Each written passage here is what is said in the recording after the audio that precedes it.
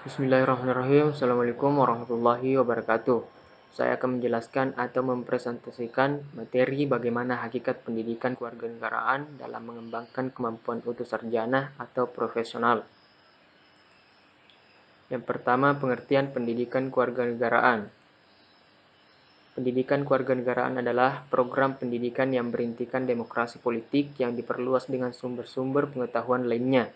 Pengaruh-pengaruh positif dari pendidikan sekolah, masyarakat, dan orang tua yang kesemuanya itu diproses guna melatih para siswa untuk berpikir kritis, analitis, bersikap, dan bertindak demokratis dalam mempersiapkan hidup demokratis yang berdasarkan Pancasila dan Undang-Undang Dasar tahun 1945. Yang kedua, konsep dan urgensi pendidikan kewarganegaraan dalam pencerdasan kehidupan bangsa. Seperti ketentuan yang telah diatur dalam Undang-Undang Republik Indonesia Nomor 12 Tahun 2012 tentang Pendidikan Tinggi dan Undang-Undang Republik Indonesia Nomor 14 Tahun 2005 tentang Guru dan Dosen Pendidikan Program Sarjana diharapkan menjadi tenaga ahli profesional yang mampu menciptakan lapangan kerja. Menurut Undang-Undang Nomor 12 Tahun 2006 tentang Kewarganegaraan Indonesia, yang dimaksud warga negara adalah warga suatu negara yang ditetapkan berdasarkan peraturan perundang-undangan, dan pendidikan kewarganegaraan sebagai mata kuliah itu sangat wajib karena untuk membentuk jiwa nasionalis dan cinta tanah air.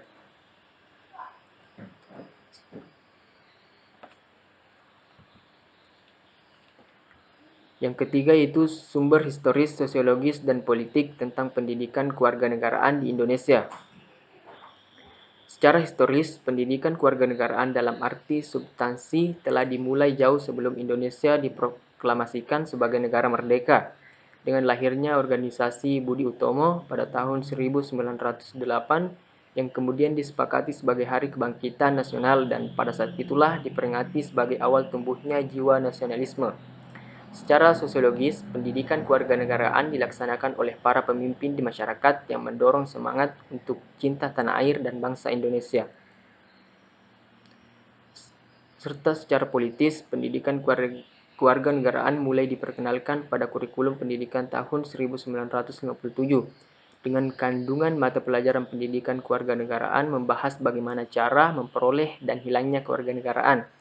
Sementara dalam Civis yang mulai diterapkan dalam pendidikan pada tahun 1961 lebih banyak membahas tentang sejarah kebangkitan nasional, Undang-Undang Dasar, pidato-pidato politik kenegaraan yang khususnya ditujukan untuk nation and character building bangsa Indonesia.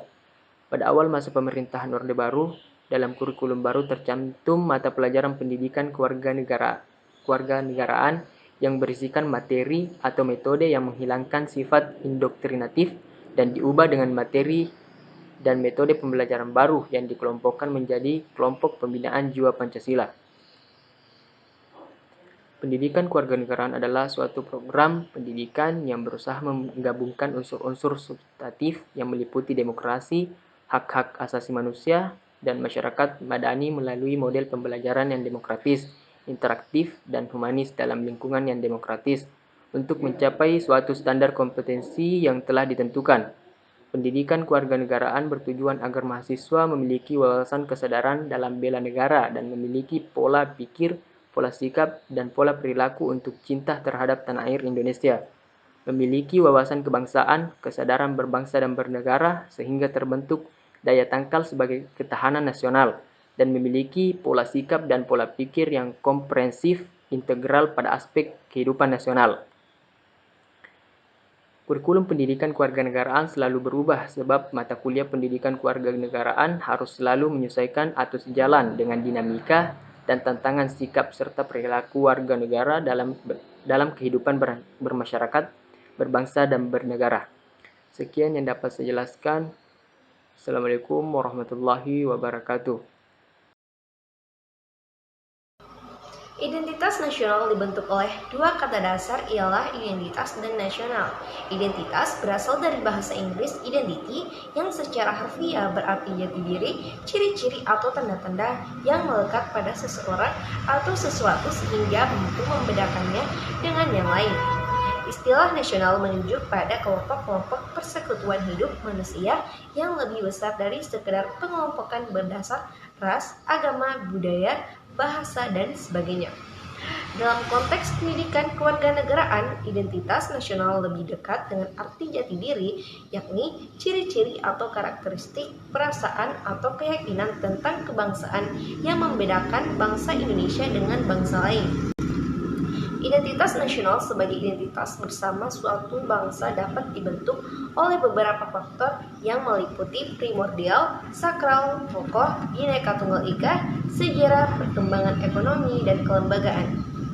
Identitas nasional Indonesia menunjuk pada identitas yang sifatnya nasional, bersifat buatan karena dibentuk dan disepakati, dan sekunder karena sebelumnya sudah terdapat identitas kesukubangsaan dalam diri bangsa Indonesia.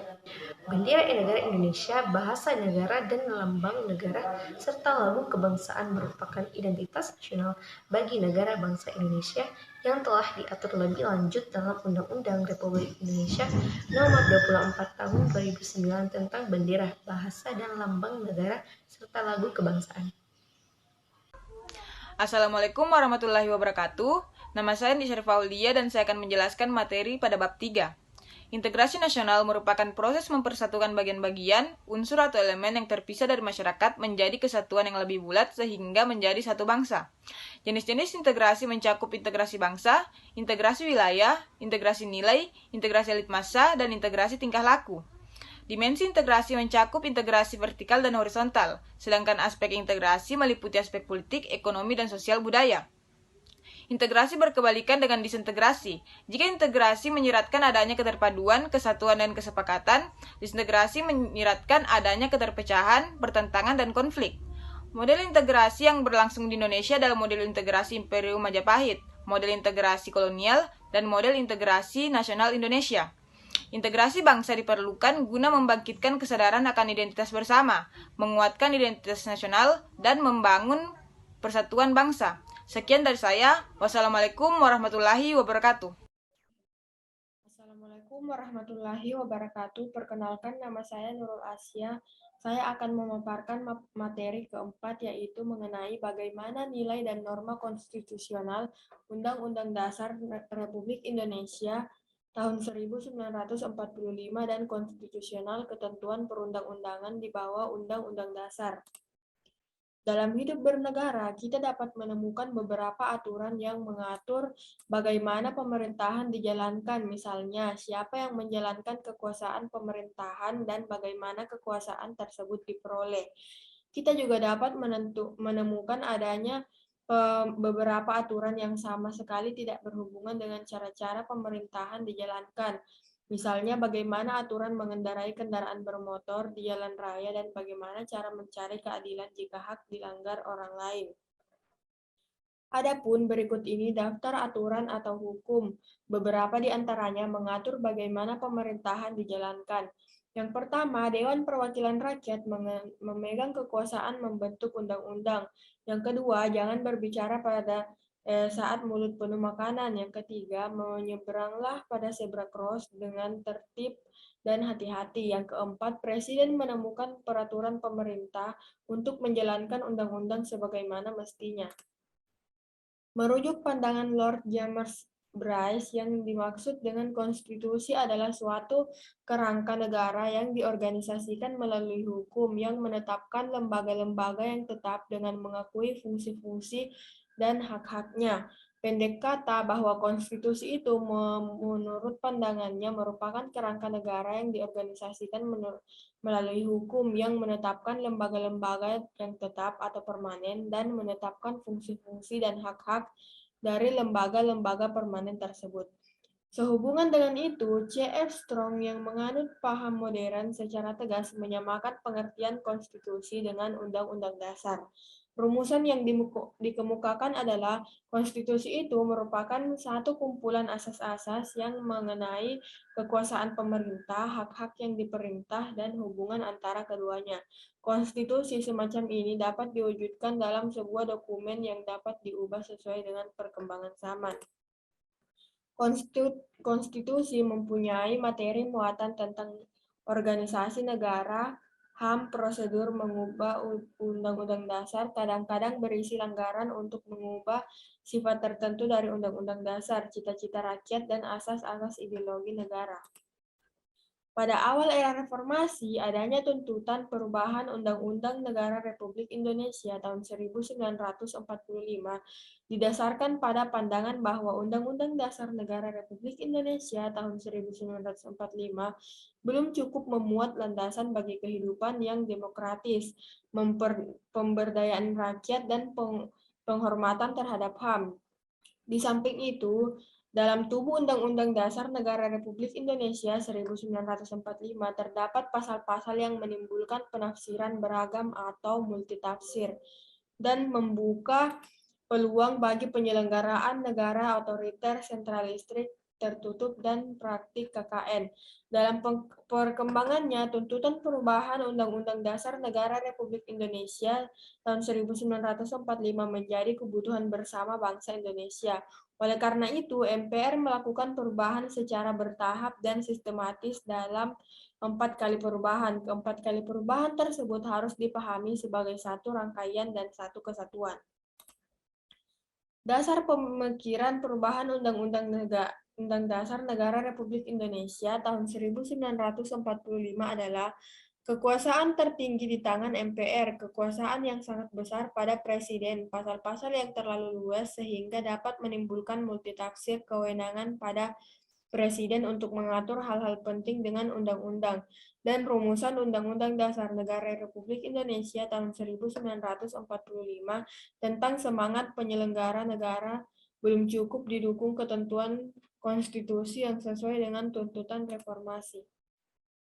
Awal proses perubahan Undang-Undang Dasar Negara Republik Indonesia tahun 1945 adalah pencabutan ketetapan MPR Republik Indonesia nomor 4/MPR/1983 tentang referendum pembatasan masa jabatan Presiden dan Wakil Presiden Republik Indonesia dan ketetapan MPR mengenai hak asasi manusia mengawali perubahan Undang-Undang Dasar Negara Republik Indonesia tahun 1945.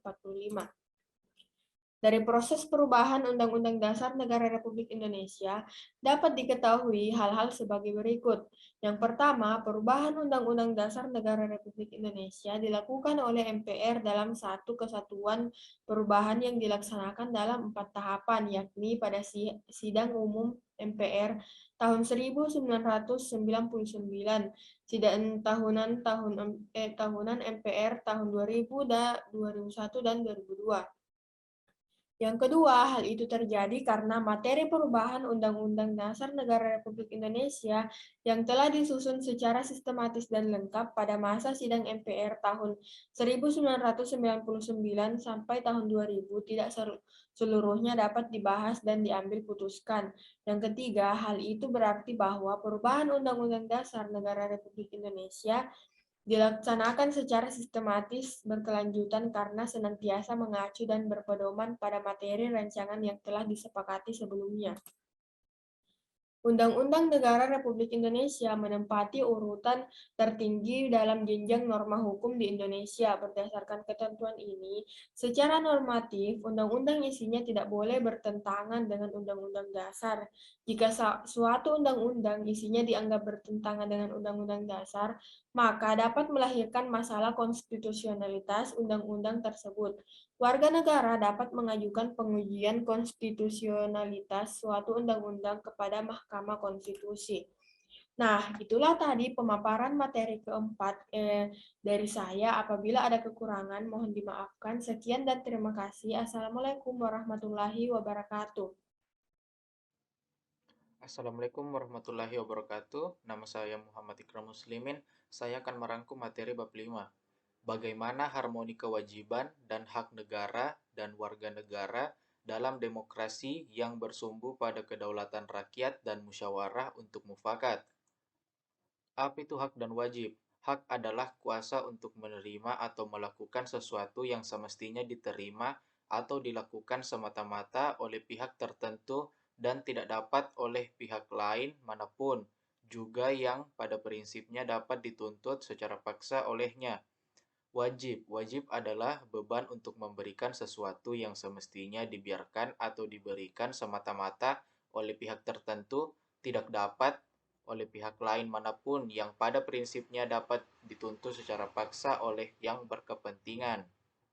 Hak dan kewajiban warga negara dan negara Indonesia diatur dalam UUD NRI 1945, mulai pasal 27 sampai 34, termasuk di dalamnya ada hak asasi manusia dan kewajiban dasar manusia.